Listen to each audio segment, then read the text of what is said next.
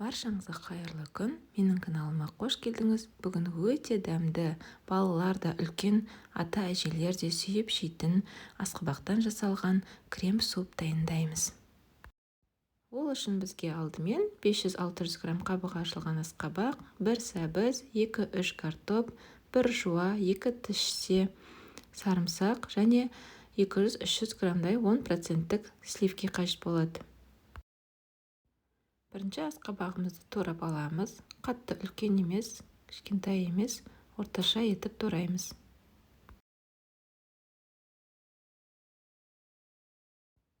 Одан кейін картоп пен сәбізді 4 сілеп турап шығамыз. Пияз бен сарымсағымызды да солай 4 сілеп турап шығамыз.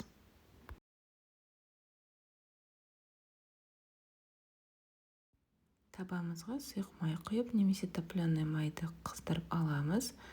Пиязымыз бен сарымсағымызды қуырып аламыз.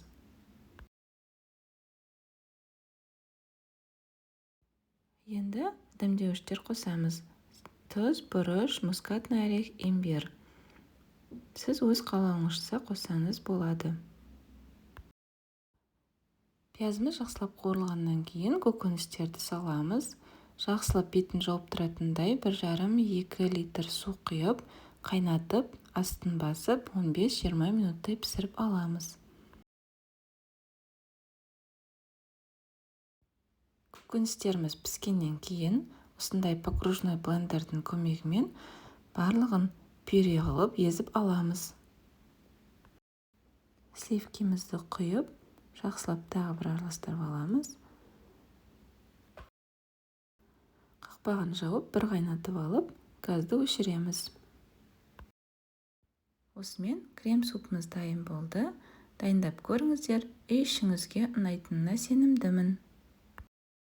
Видеоны соңына дейін көргеніңіз үшін рахмет. Менің каналыма тіркеліп, лайк басып, комментарий қалдыруды ұмытпаңыз.